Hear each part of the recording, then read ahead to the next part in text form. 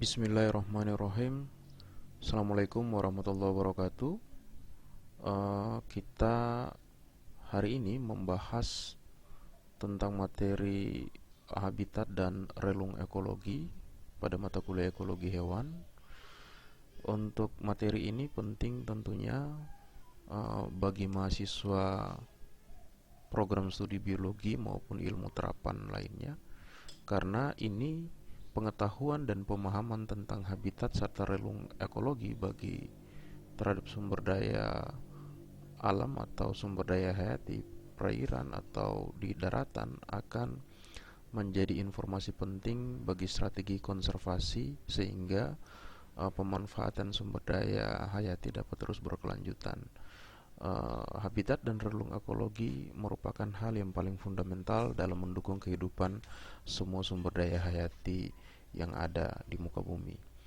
Nah, kalau kita berbicara tentang habitat, habitat ini adalah tempat didapatinya organisme yang menyediakan faktor-faktor yang diperlukan untuk kelangsungan hidup individu, organisme, dan populasinya. Jadi, habitat ini adalah tempat hidup suatu makhluk hidup. Misalkan perlindungan dari pemangsaan dan iklim yang ekstrim, lokasi yang sesuai untuk pemijahan, kemudian tempat-tempat mencari makan, daerah-daerah pembesaran dan sebagainya. Jika kita melihat pada gambar di samping kanan itu adalah salah satu contoh. Misalkan ekosistem padang lamun, ekosistem terumbu karang, maupun ekosistem mangrove menjadi habitat penting bagi sumber daya hayati laut. Salah satunya adalah ikan yang memiliki fungsi sebagai tempat asuhan dan pembesaran, sebagai tempat mencari makan, maupun sebagai tempat pemijahan dan sebagainya. Nah, adanya habitat ini tentunya akan mendukung interaksi ekologis yang kompleks dan dinamis melalui rantai makanan, sehingga keberadaan habitat dari suatu makhluk hidup tentunya harus dijaga untuk tetap menjaga kelestarian sumber daya hayati yang ada di dalamnya.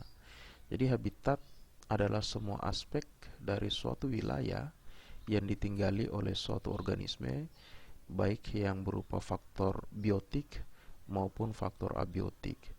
Dengan pengetahuan kita tentang habitat dari berbagai sumber daya hayati, maka tentunya kita akan mampu untuk melakukan strategi konservasi demi untuk mempertahankan keberadaannya di muka bumi.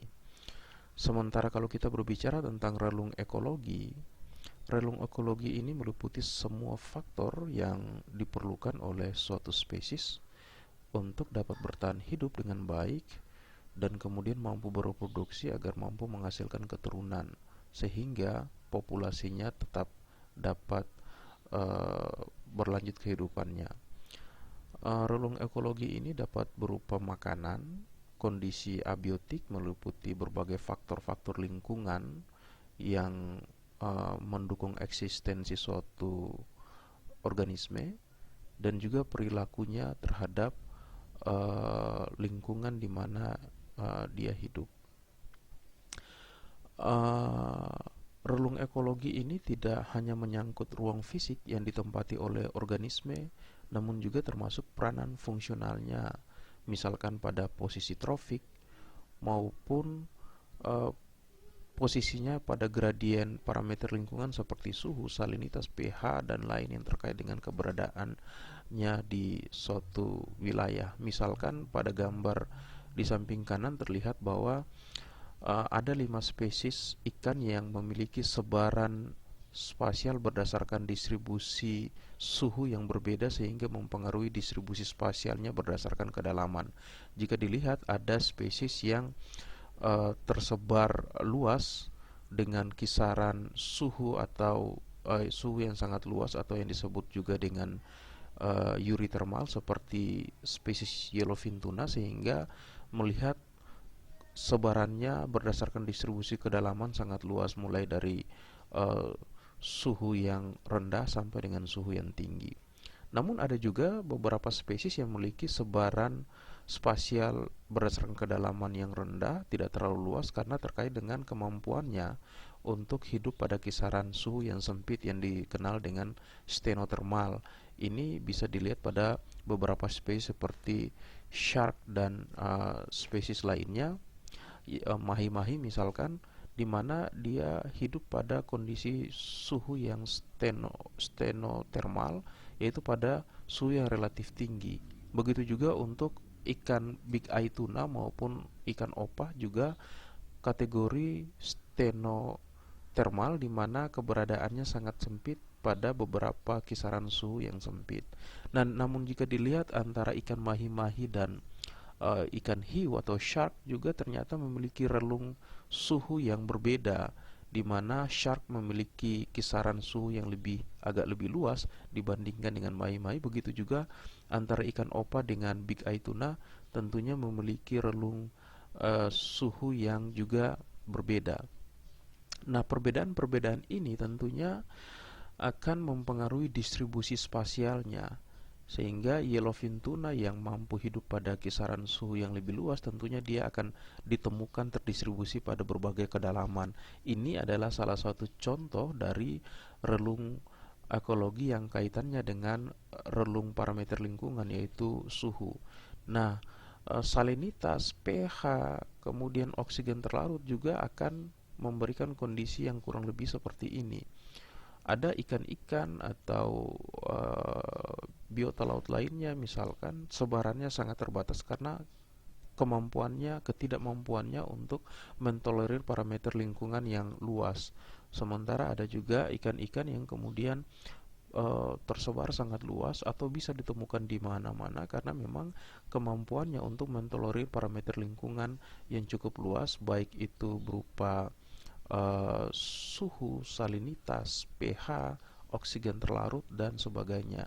Nah, kemampuannya ini tentunya akan membuat populasinya bisa ditemukan di berbagai karakter perairan yang berbeda-beda karena memang sangat memiliki kemampuan untuk dapat bertahan hidup pada kondisi-kondisi lingkungan yang beragam.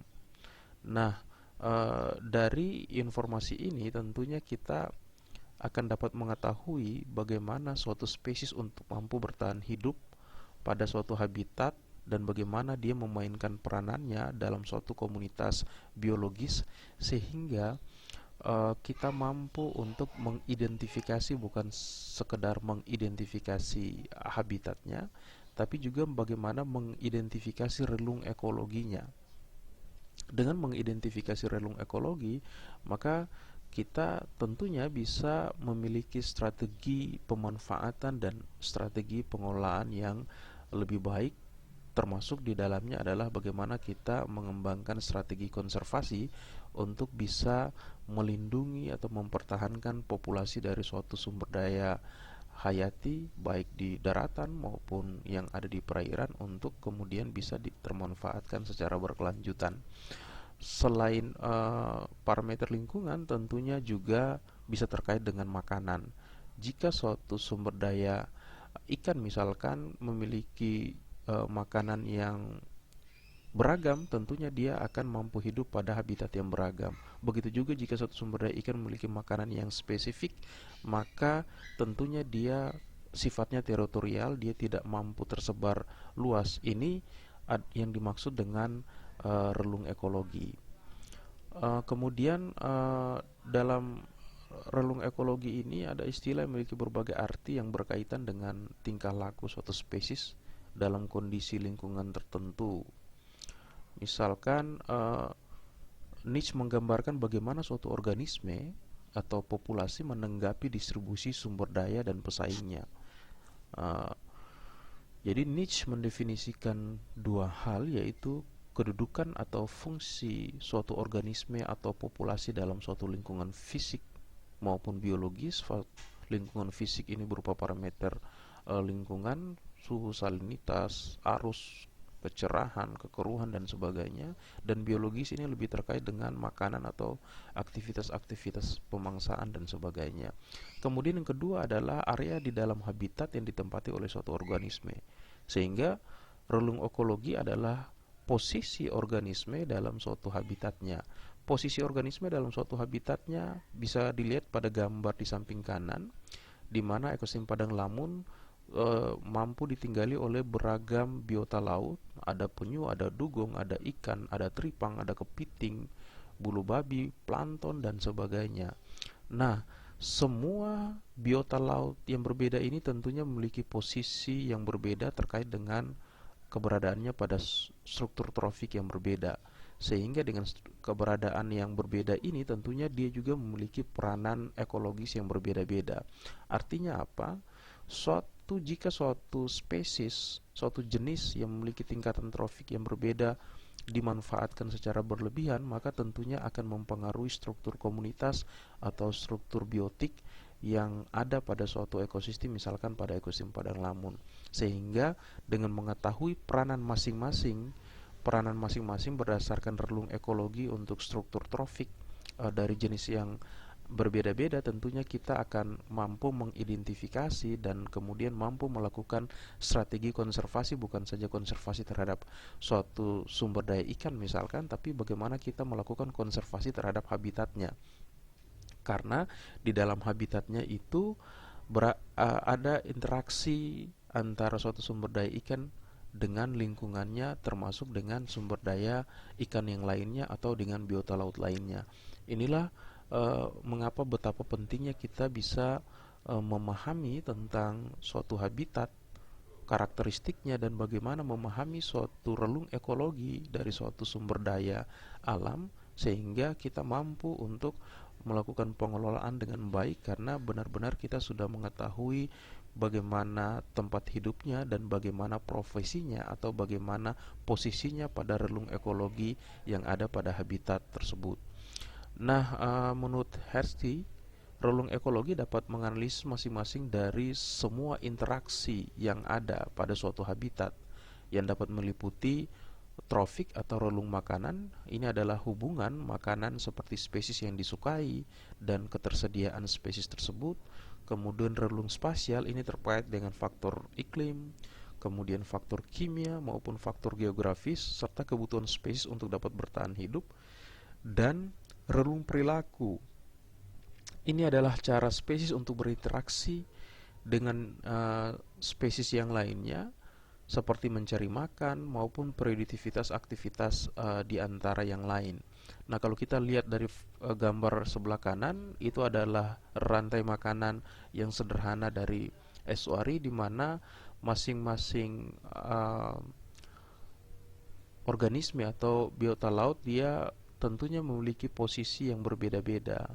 Ada yang pemakan plankton, ada yang juga pemakan hewan pemakan plankton, ada juga yang memakan sifatnya karnivor, ada yang omnivor, ada yang herbivor, dan sebagainya. Artinya, posisi-posisi relung ekologi untuk relung trofik pada ekosistem estuari seperti gambar di atas perlu dipertahankan. Jika salah satu atau beberapa spesies dimanfaatkan secara berlebihan, maka tentunya akan mempengaruhi relung ekologi, khusus dalam hal relung trofik, sehingga ketidakseimbangan struktur komunitas pada ekosistem estuari itu akan terjadi. Nah, jika ketidakseimbangan struktur komunitas akan terjadi, maka tentunya habitat yang ada tidak lagi mampu memberikan suatu kehidupan yang lebih baik, karena ada spesies-spesies tertentu yang kehilangan sumber makanannya, dan juga ada spesies-spesies tertentu yang terlalu dominan sehingga menguasai transfer energi melalui proses rantai makan dan dimakan. Begitu juga dengan relung perilaku. Ini paling terkenal pada komunitas ikan karang, di mana ikan karang untuk mengurangi kompetisi mencari makan pada suatu habitat ekosistem terumbu karang, maka dia akan menggunakan aktivitas harian yang berbeda. Ada ikan-ikan tertentu misalkan dari jenis Apogonidae yang terkenal bersifat nokturnal atau hidup aktif pada malam hari, dan ada ikan-ikan tertentu seperti Labridae maupun Serranidae dan sebagainya, itu dia lebih aktif pada siang hari. Dengan aktivitas mencari makan atau aktivitas-aktivitas biologis yang berbeda antara siang dan malam hari ini, tentunya akan mengurangi kompetisi untuk mencari makanan pada ikan-ikan yang hidup di daerah terumbu karang. Dengan demikian, maka tidak mengherankan jika areal terumbu karang walaupun luasnya hanya tidak terlalu luas, tapi dia mampu mendukung biodiversitas ikan yang tinggi. Sebentar nanti kita tentunya akan membahas bagaimana bisa suatu daerah terumbu karang yang tidak terlalu luas namun dia mampu menunjang eh, tingginya keragaman hayati, khususnya keragaman ikan yang berasosiasi daerah terumbu karang tersebut. Jadi ini adalah contoh perilaku dari ikan-ikan karang untuk mengurangi kompetisi. Sehingga jika kita mampu memahami setiap relung hidup dari setiap jenis spesies, tentunya kita akan mampu melakukan strategi konservasi jika keberadaan spesies-spesies tersebut di alam sudah semakin berkurang akibat aktivitas-aktivitas antropogenik atau aktivitas-aktivitas manusia yang merusak baik langsung maupun tidak langsung. Ini adalah 3 konsep besar dalam niche atau relung ekologi. Jadi meliputi 3 hal, yaitu untuk bentuk kehidupan atau life form, kemudian aktivitas eksternal dari suatu hewan yang terkait dengan tingkah lakunya. Tingkah lakunya ini seperti kebiasaan aktif pada malam hari, pada siang hari maupun pada sore hari untuk bagaimana mengurangi kompetisi pada habitat yang ada, dan juga terkait dengan habitat, bagaimana suatu habitat dia akan mampu mempengaruhi suatu organisme, termasuk mempengaruhi tingkah lakunya. Nah, artinya apa?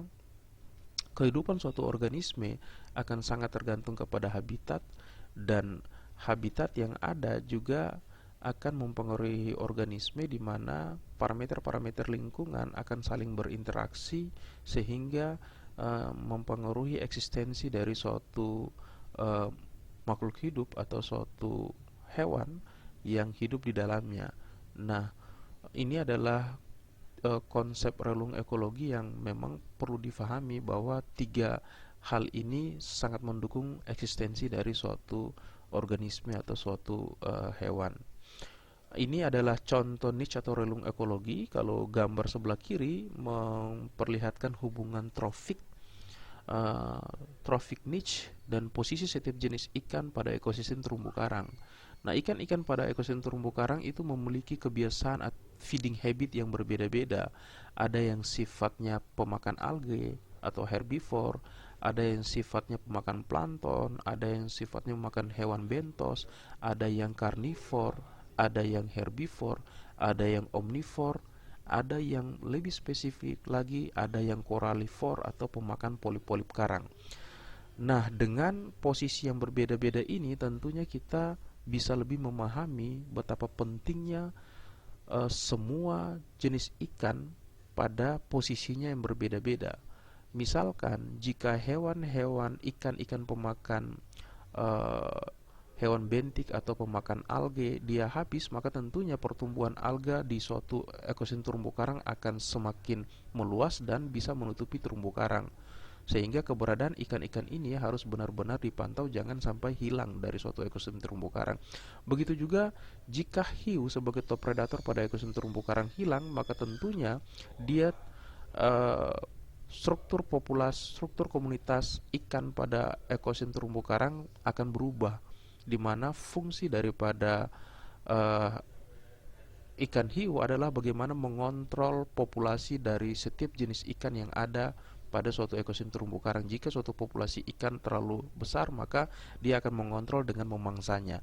Betapa pentingnya posisi relung ekologi untuk relung makanan atau relung trofik level pada setiap jenis ikan yang hidup pada ekosistem terumbu karang, sehingga untuk menjaga keseimbangan ekologis tentunya diperlukan bagaimana mengelolanya. Begitu juga gambar sebelah kiri, distribusi dan kelimpahan ikan terkait dengan kisaran suhu. Kita lihat bahwa ikan jika memiliki suhu kisaran yang optimal, maka dia ditemukan dalam jumlah yang melimpah. Sementara pada kisaran yang tidak optimal, baik terlalu tinggi maupun terlalu rendah, maka keberadaannya sangat sedikit, bahkan tidak ada. Itu jika ikan tidak mampu mentolerir parameter-parameter lingkungan, misalkan suhu. Begitu juga jika diberlakukan pada pH, salinitas, oksigen terlarut dan sebagainya. Ini menunjukkan bahwa setiap organisme memiliki relung ekologi yang berbeda-beda, baik relung terkait dengan relung makanan, baik terkait dengan parameter-parameter lingkungan yang mampu dia tolerir dan sebagainya. Sehingga dengan informasi-informasi seperti ini kita akan mampu melakukan strategi konservasi dengan baik agar sumber daya hayati ikan misalkan dapat tetap terjaga. Nah, ini adalah contoh umum dari relung ekologi yang umum, baik itu bisa digunakan untuk ketersediaan makanan di suatu lingkungan, baik parameter-parameter lingkungan, suhu, salinitas, oksigen terlarut, kemudian hal-hal lainnya yang kemudian akan mendukung suatu sumber daya alam atau suatu organisme untuk hidup pada suatu habitat. Nah, ada faktor-faktor lingkungan, misalkan makanan seperti yang sudah dijelaskan sebelumnya. Ada uh, organisme yang memiliki parameter lingkungan terhadap yang luas berupa suhu yang luas, maka sebarannya juga akan luas. Pada saat parameter lingkungannya sempit, misalkan dia mampu hidup pada salinitas yang sempit, maka tentunya dia hanya bisa tersebar di laut. Sementara jika ikan bisa hidup pada salinitas yang beragam, maka dia juga bisa hidup di estuari, bahkan mungkin bisa hidup di perairan-perairan sungai. Nah, ini adalah contoh-contoh bagaimana gambaran umum bagaimana suatu organisme memiliki relung ekologi yang berbeda-beda. Karena suatu organisme atau beberapa organisme di alam tidak mungkin memiliki relung ekologi yang sangat mirip. Itu tentunya tidak mungkin terjadi karena masing-masing punya strategi adaptasi yang berbeda-beda sesuai dengan kapasitas dan kemampuannya. Nah, untuk menentukan suatu organisme dalam lingkungan alamiahnya, maka kita harus mengetahui bagaimana aktivitas makanannya, apakah dia aktif pada malam hari, siang hari, sore, dan sebagainya. Bagaimana sumber energinya, sumber energi terkait dengan sumber makanan, bagaimana metabolismenya, bagaimana suatu sumber daya ikan misalkan terkait bagaimana dia mentolerir parameter lingkungan, misalkan suhu, salinitas, pH, oksigen terlarut yang terkait dengan metabolismenya dan juga akan terkait dengan pertumbuhannya, dan bagaimana pengaruh terhadap organisme sekitarnya.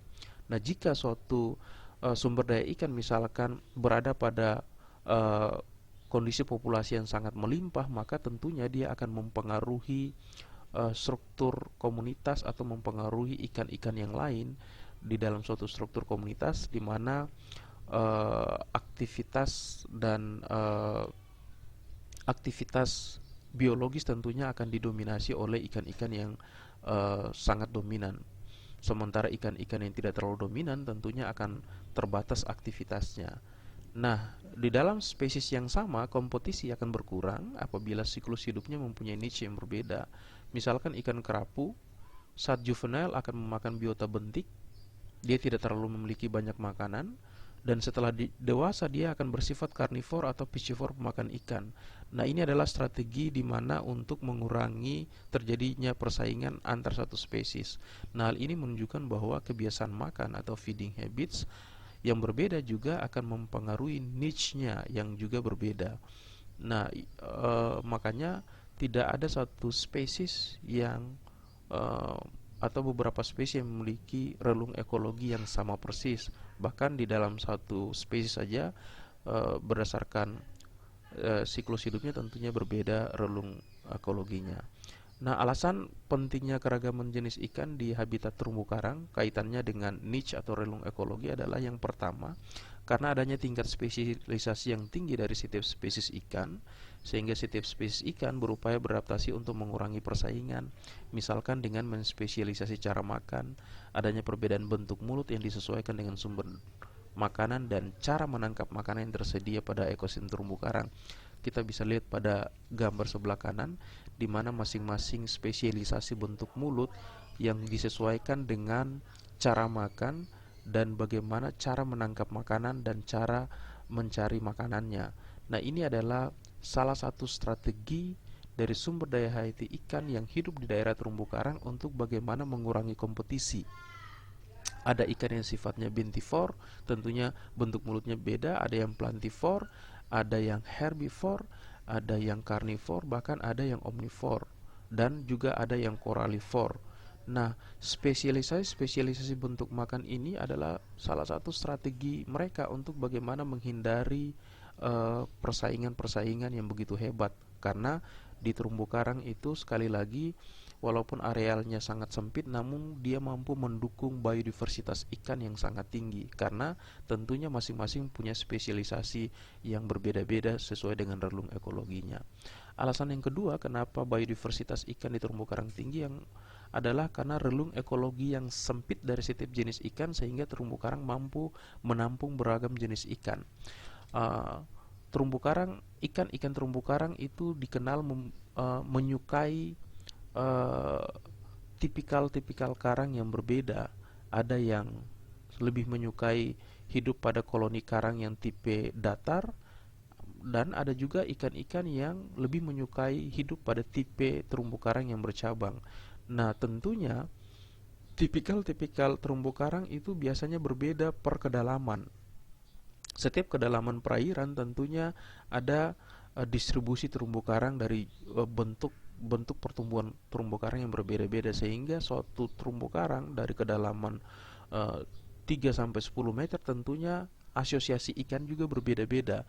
Nah, maka dengan itulah kenapa ikan itu sangat tinggi biodiversitasnya pada ekosistem terumbu karang, karena kesukaan masing-masing ikan pada tipikal terumbu karang yang berbeda-beda, dan juga karena memang ikan ini memiliki spesialisasi cara makan, cara menangkap mangsa, dan yang juga berbeda-beda. Nah, inilah alasan yang kedua kenapa begitu tinggi biodiversitas ikan di ekosistem terumbu karang terkait dengan relung ekologinya.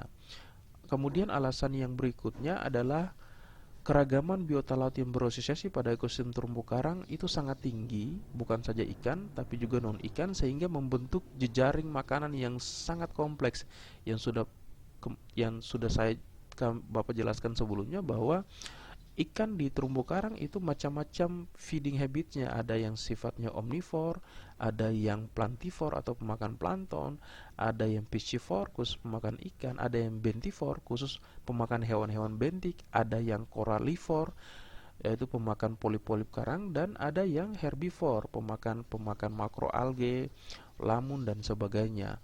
Nah, dengan keragaman biota atau sumber daya makanan, maka juga akan membentuk keragaman spesies ikan dan juga membentuk keragaman spesialisasi cara makan atau feeding habitnya. Dengan demikian, maka omnivore, plantivore tidak mungkin bersaing karena makanannya berbeda.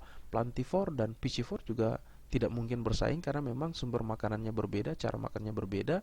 Maupun bentivore dengan koralivore atau dengan herbivore tentunya tidak akan pernah bersaing dalam pemanfaatan makanan karena memang sumber makanan dan cara makannya juga berbeda-beda.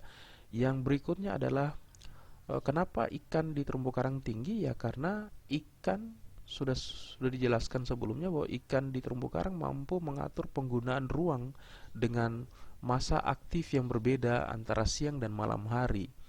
Jika terjadi perbedaan masa aktif, tentunya persaingan makanan, persaingan dalam memperoleh oksigen terlarut, dan parameter-parameter pendukung lingkungan lainnya tentu akan semakin berkurang karena ikan memiliki strategi aktif yang berbeda baik antara siang, malam, maupun juga ada ikan-ikan yang hidup pada sore hari. Nah, adapun kesimpulan dari pembahasan kali ini adalah pemahaman terhadap habitat dan relung ekologi akan memudahkan kita untuk pengelolaan dan konservasi sumber daya alam secara efektif. Kita tidak akan bisa melakukan pengelolaan suatu sumber daya alam atau suatu organisme dengan baik jika kita tidak mampu mengenal habitatnya dan kita tidak mampu mengenal posisinya atau profesinya di habitat tempatnya hidup. Sehingga informasi tentang habitat dan relung ekologi ini menjadi informasi fundamental dalam strategi konservasi sumber daya alam.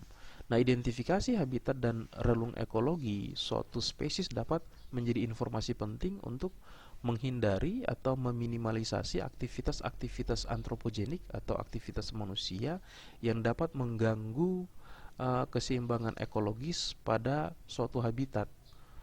Jika kita sudah mengetahui bahwa suatu spesies atau beragam spesies ikan yang hidup di suatu terumbu karang, maka tentunya kita akan menghindari kerusakan-kerusakan habitat yang terjadi. Misalkan kita tidak mungkin bisa kita harus menghindari kerusakan terumbu karang karena ada ikan-ikan tertentu, misalkan dari famili Chaetodontidae, yang sifatnya adalah pemakan polip-polip karang. Artinya apa? Ikan ini sangat teritorial, hidupnya hanya pada daerah terumbu karang karena makanannya hanya terbatas pada polip karang. Jika terumbu karang mengalami kerusakan, maka tentunya ikan ini juga akan ikut berpindah tempat atau akan hilang dari ekosistem terumbu karang. Ada juga ikan-ikan yang memiliki relung ekologi yang luas dalam hal memilih makanan yang sangat luas, makanya dia juga bukan tidak teritorial, dia akan tersebar luas seperti beberapa jenis Sigadidae atau ikan beronang. Tentunya dia memiliki, walaupun dia sifatnya herbivore, tapi herbivornya dia banyak memilih yang memakan suatu sumber makanan yang ada di ekosistem terumbu karang, baik makroalge, baik lamun, lumut, dan tumbuhan-tumbuhan air lainnya. Kemudian mengelola habitat dan menghindarinya dari kerusakan akan membantu melindungi berbagai spesies yang hidup di dalamnya dengan berbagai kepentingan seperti mencari makan, reproduksi, dan perlindungan. Jadi semua spesies misalkan yang hidup berasosiasi di terumbu karang tentunya memiliki spesifikasi makanan yang berbeda-beda, memiliki strategi reproduksi yang berbeda-beda, dan kemudian mampu memilih atau mampu bertahan hidup pada parameter-parameter lingkungan yang berbeda-beda, sehingga menjaga ikan itu sama saja dengan kita melindungi habitatnya, sama saja dengan kita bagaimana melindungi ikan itu dari aktivitas kepunahan. Sekian dan terima kasih. Ini semoga materi ini bermanfaat. Bapak akhiri, wallahul muwaffiq ila aqwamit thoriq. Wassalamualaikum warahmatullahi wabarakatuh. Semoga bermanfaat.